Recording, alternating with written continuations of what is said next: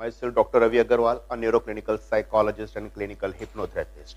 आज मैं फिर आपके सामने एक न्यू टेस्ट लेकर आया हूं जिसका नाम है WA scale, that is war attitude scale towards वार।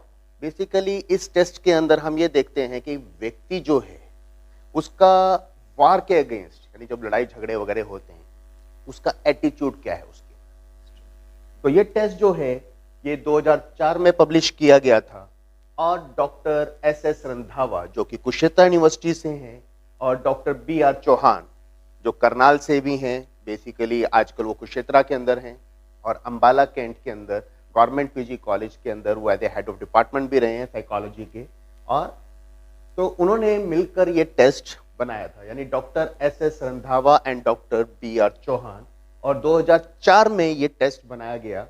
और सबसे बड़ी बात कि ये आज़ाद पब्लिकेशन ने बनाया है जो कि कुरुक्षेत्र यूनिवर्सिटी के अंदर ही सिचुएटेड है। इस टेस्ट के अंदर हमारे पास सबसे बड़ी चीज क्या है कि हमारे पास 20 क्वेश्चंस दिए गए हैं जो कि 5 पॉइंट स्केल के ऊपर बनाए गए हैं। यानी कि हमने सबसे पहले तो ये जाना कि ये टेस्ट बनाया किसने, और उसके बाद इस टेस्ट के अंदर वी हैव ओनली 20 क्वेश्चंस। हमारे पास 20 जो है प्रश्न दिए गए हैं जो कि 5 पॉइंट स्केल के ऊपर है। सबसे पहली ऑप्शन है इसमें पूर्णतः असहमत, यानी कि आप इस सिचुएशन को मानते ही नहीं है कि ये हो सकती है। सेकंड है असहमत, यानी आप कुछ परसेंट मानते हैं कि ऐसा हो सकता है। कुछ कुछ असहमत एंड कुछ कुछ सहमत, यानी कि आप टोटल उसको बोलते हैं कि नहीं मैं 50% हूं, हो सकता है ऐसा हो भी सकता है और नहीं भी हो सकता। सहमत यानी कि 75% you are agree with that, and पूर्णतः सहमत यानी कि 100%। यानी अगर मैं पहले की बात करूं पूर्णतः सहमत, that's mean 100% you are disagree with the content जो कि हम पूछते हैं अपने सब्जेक्ट से। देन अगर मैं बोलता हूं असहमत तो 75% वो डिसएग्री करता है। कुछ कुछ के अंदर दैट इज 50% वो एग्री भी है और 50% डिसएग्री, और सहमत के अंदर 75% वो एग्री करता है और पूर्णतः सहमत में वो 100% एग्री करता है कि मैं इस स्टेटमेंट को मानता हूं। जैसे हम पहली क्वेश्चन को इसके अंदर कवर अप करते हैं कि विश्व में सही व्यवस्था कायम करने के लिए युद्ध आवश्यक है। यानी एक स्टेटमेंट हमने दी कि विश्व में अगर मेरे को सही व्यवस्था कायम करनी है तो युद्ध आवश्यक है। तो इसके बारे में जो मेरा सब्जेक्ट है उसकी क्या राय है।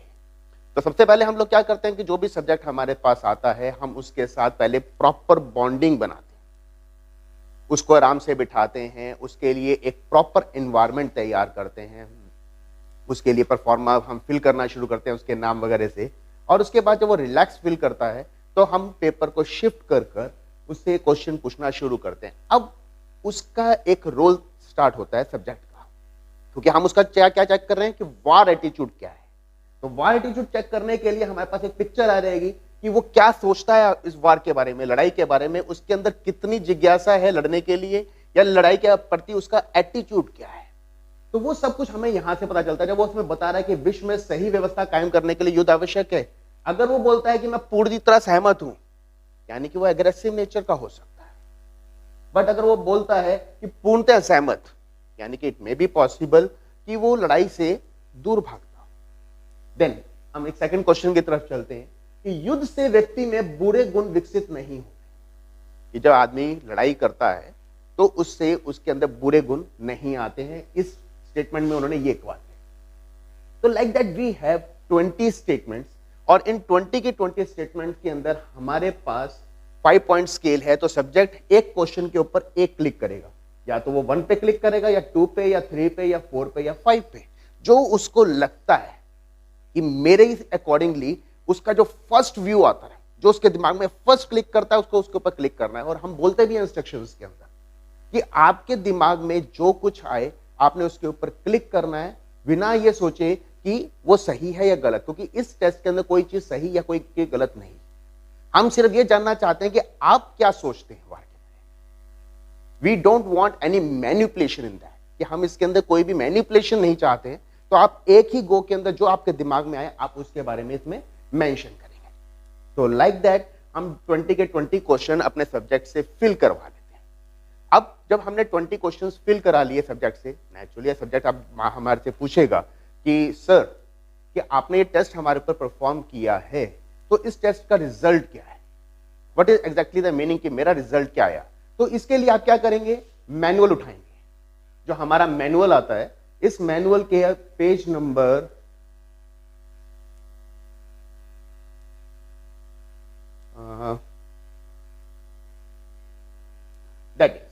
That is page number 8। Approximately जितने भी टेस्ट हैं इसके 8 या 10 के अंदर अगर आप कोई मैनुअल खोलते हैं तो उसके अंदर आपको पूरी की पूरी स्कोरिंग मिल जाती है। नाउ हमारे पास एक बात इस टेबल में देखने के लिए जो बहुत इंपॉर्टेंट है, जो मोस्टली स्टूडेंट्स गलत कर जाते हैं, कि इसमें मेल एंड फीमेल दोनों के लिए अलग अलग स्कोरिंग दी गई है। और उससे पहले इन्होंने स्कोरिंग में मेंशन किया है कि मापने के फलांकन की विधि बहुत सरल है। पूर्णतः सहमत के लिए 1, असहमत के लिए 2, कुछ असहमत के लिए 3, सहमत के लिए 4 और पूर्णतः सहमत के लिए 5। यानी अगर हम अपने स्कोरिंग की बात करें, दैट इज 1 2 3 4 5, क्योंकि हमारे पास सबसे पहले पॉइंट के ऊपर क्या था, पूर्णतः असहमत, तो उसको हमने स्कोरिंग कितनी देनी है, 1। उसके बाद अगर वो बोलता है असहमत, देन 2, कुछ में 3, सहमत में 4 एंड पूर्णतः सहमत में 5, तो हमारी स्कोरिंग रहेगी 1 2 3 4 5। और सिमिलरली जो हमारे पास टोटल स्कोर आएगा हमें उसको कैलकुलेट करना है। अब सबसे पहली चीज कि स्कोरिंग को हमने लिख तो लिया, अब उस रॉ डाटा को हम मैनिपुलेट कैसे करेंगे। तो उसके लिए मैनिपुलेट का मतलब आप उसका रिजल्ट कैसे निकालेंगे। तो आपको उसको इंटरप्रिटेशन करने के लिए आपको एक बात जानना बहुत जरूरी है। बहुत जरूरी का मतलब कि हमारे पास टेस्ट के अंदर मैक्सिमम स्कोर कितना जाएगा और मिनिमम स्कोर कितना जाएगा। अगर मैं इस टेस्ट के अंदर बात करूं तो मिनिमम स्कोर एक क्वेश्चन में कितना रहेगा, 1, बिकॉज हमारी स्कोरिंग क्या है, 1 2 3 4 5, वी हैव 20 क्वेश्चन, तो मिनिमम स्कोर इज 1 और मैक्सिमम स्कोर एक क्वेश्चन का 5। सिमिलरली अगर मैं होल टेस्ट की बात करूं, हमारे पास कितने क्वेश्चंस हैं, 20, तो मिनिमम स्कोर 20 और मैक्सिमम स्कोर इसका जाएगा 100। 100 कैसे गया, 20 multiply by 5 is equal to 100। अगर आप यहां पर देखेंगे, यहां पर स्कोरिंग भी इन्होंने जो स्टार्ट करी है, यानी extremely negative attitude, that is 20, because 20 से नीचे स्कोर जा ही नहीं सकता और ना ही 100 से ऊपर जा सकता है।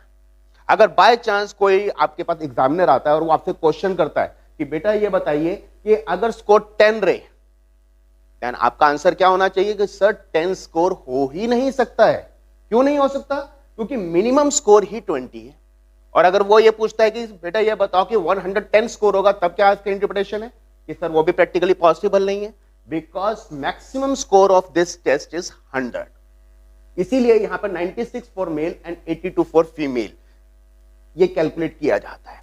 अब मान लीजिए आपका कोई भी स्कोर आता है, मैं एक एग्जांपल लेता हूं। सपोज मेरे सब्जेक्ट का स्कोर बॉय है और वो 59 पे आता है। अब बॉय है यानी आप मेल के ऊपर लेंगे। अब मेल में 59 आपका आया इस कैटेगरी में। अब इसके दो ऑप्शन है, या तो आप बिल्कुल एक्यूरेटली इकाई का फार्मूला लगाकर इसको बिल्कुल एग्जैक्ट परसेंटाइल को कैलकुलेट करें और देखें कौन से एरिया में आ रहा है, या आप दूसरा क्या कर सकते हैं कि जिस तरफ डायरेक्ट हो, जैसे 59 किसके पास है, 58 के है, 64 के, दैट इज 58 के पास है। अगर 58 के पास है तो हम क्या करेंगे, मॉडरेट एटीट्यूड कैटेगरी में उसको लाई कर देंगे। सिमिलरली अगर हम उसके परसेंटाइल की बात करूं तो परसेंटाइल इज 60। अब क्वेश्चन कई बार हमारे दिमाग में आता है कि परसेंटाइल क्या है। परसेंटाइल का मतलब होता है कि जब भी हम कोई कॉम्पिटिटिव एग्जाम देते हैं वहां पे हमारे को नंबर नहीं बताए जाते हैं, वहां पे परसेंटाइल बताया जाता है कि ये सब्जेक्ट इतने परसेंटाइल पे खड़ा है। दैट इज 100 माइनस 60 प्लस 1, यानी कि वो 41th रैंक के ऊपर खड़ा हुआ है अगर मैं रैंक कैलकुलेट करूं। सिमिलरली यहां पर अगर मैं बोलता हूं कि गर्ल है और उसका स्कोर 70 है, तो आप उसका एटीट्यूड को कैलकुलेट करना है, वार्ड एटीट्यूड को, तो क्या आएगा, फीमेल इज 70, तो 70 का मतलब किसके पास हुआ, 71 के पास हुआ। That is extremely positive attitude, यानी कि वो लड़की ये बोलती है कि वार करने में कोई प्रॉब्लम नहीं है, लड़ाई झगड़ा इट्स गुड वन, उसका एटीट्यूड जो है towards war is very positive. Similarly अगर एक एग्जांपल हम और लेते हैं कि एक लड़का है और उसका स्कोर 22 है, बॉय की रो में देखेंगे 22 स्कोर हमारा यहां पर आ रहा है, that is extremely negative attitude towards war. And उसका जो परसेंटाइल आएगा दैट इज 10। तो लाइक दैट हम इस सब्जेक्ट के अंदर जितना भी हमारी स्कोरिंग है हम उसको कैलकुलेट करते हैं। मैं फिर भी आपको इसकी कैलकुलेशन जो है एक बार दूसरे उस पर बता देता हूं कि आप ग्राफ कैसे बनाएंगे और आप इंटरप्रिटेशन के लिए जो आपका टेबल है उसका अलग से यूज कैसे करेंगे।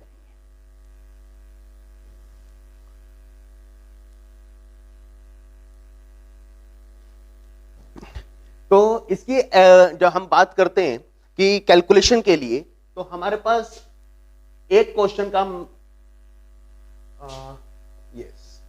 वन क्वेश्चन का मैक्सिमम स्कोर है 5 और हमारे पास कितने क्वेश्चन है 20।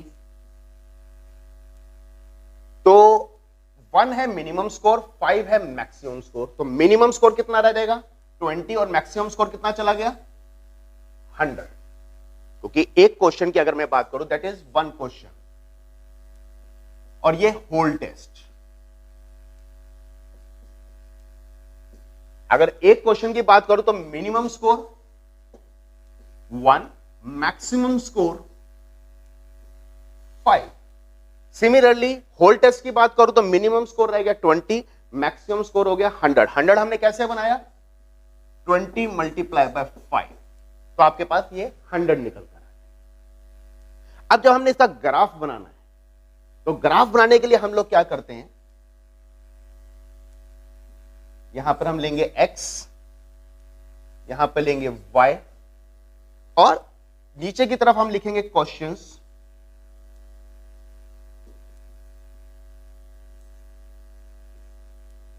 और 20 क्वेश्चंस हैं तो हम क्या करेंगे 1 2 3 4 और अप टू 20। और यहां पर आपका 0 आ जाएगा और आपके पास जो रॉ स्कोर आएगा जो सब्जेक्ट ने आंसर दिए दैट इज 1 2 3 4 5। तो यहां पर आपका आ जाएगा रॉ स्कोर।